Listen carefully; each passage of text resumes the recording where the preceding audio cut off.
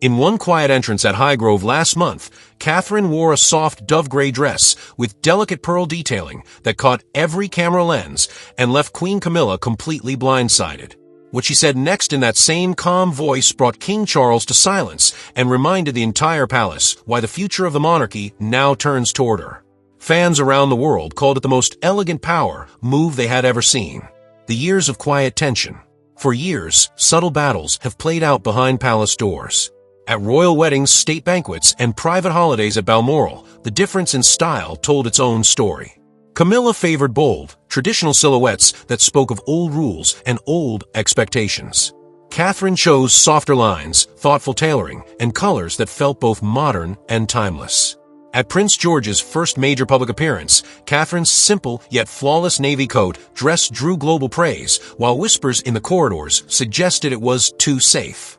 At Christmas services in Sandringham, her warm burgundy ensemble with subtle gold accents made headlines for its grace. Camilla's sharp comments in private, remarks about middle-class taste and trying too hard to be liked, never stayed fully hidden. Catherine never answered them publicly. She simply continued dressing for her family and her future role with the same quiet dignity. Rising pressure.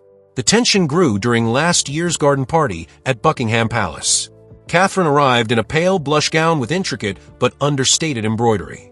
The public couldn't stop talking about how effortlessly regal she looked. Camilla, in deeper jewel tones, watched as photographers followed Catherine across the lawn. Later that evening at Kensington Palace, Catherine sat with her children, choosing outfits together for upcoming tours. "We dress with respect, but we also dress as ourselves," she told them softly. Carol Middleton, visiting that week, nodded with quiet approval. Small slights continued. Suggested wardrobe changes for overseas visits were sent from Camilla's office. Catherine read them carefully, then made her own selections, always appropriate, always graceful, and always undeniably her. Each time, the world's eyes stayed on her. Each time, the old guard felt their influence slip a little further. The turning point at Highgrove. It was a private family dinner at Highgrove on a cool autumn evening. Heavy curtains framed the long table. Candles flickered against polished silver. King Charles sat at the head, looking tired. William sat beside Catherine, his hand occasionally brushing hers under the table. Camilla presided with her usual controlled poise. Catherine entered wearing the now famous dove-gray dress, modest neckline, perfect tailoring, a single antique brooch pinned near her heart that once belonged to Princess Diana. The room fell quiet. She carried no dramatic folder, no raised voice. She simply sat, smiled gently at her family, and when conversation turned to modernizing traditions, she spoke with calm clarity. "Your Majesty, the people connect with what feels real. Our children deserve a monarchy that evolves with them, not against them. And sometimes the smallest details, how we present ourselves, carry the loudest message." She then revealed a carefully prepared folder of letters from young people across the Commonwealth, inspired by her recent appearances.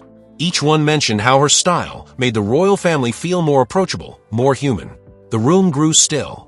Camilla's fingers tightened around her glass. Charles stared at the pages, eyes glistening. The emotional reaction. Camilla left the table early that night, her face flushed. For days afterward, she remained out of public view, citing a minor cold. King Charles walked the Highgrove Gardens alone the next morning, deep in thought. William stayed close to Catherine, his support clear and unwavering. Behind closed doors, the old resistance cracked. Traditionalists who once pushed for stricter protocols found fewer allies. Catherine did not celebrate. She simply continued her work, visiting schools, speaking with families, and choosing outfits that told the story of quiet strength. The power shift. Since that evening, the balance has quietly changed. Catherine's schedule now carries more weight in planning major events.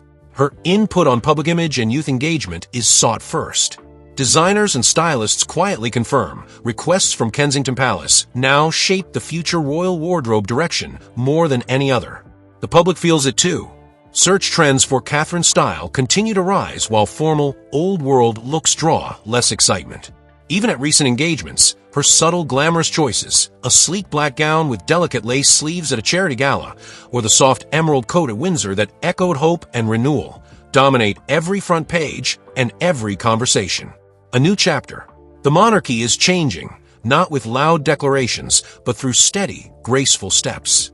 Catherine never sought the spotlight. She simply showed up as a protective mother, a supportive wife, and a future queen who understands that true power often wears the softest colors and the kindest smile. The institution is learning that connection matters more than rigid tradition if it wishes to survive. What do you think? Has Catherine's elegant and thoughtful style become the quiet force reshaping the royal family? Which of her recent looks moved you the most, and why do you believe her approach is winning hearts worldwide? Share your thoughts in the comments below. Like this video if you stand with quiet strength and real grace. Share it with anyone who loves royal stories with heart, and subscribe for more powerful royal updates. Click the next video shown on your screen to continue this journey.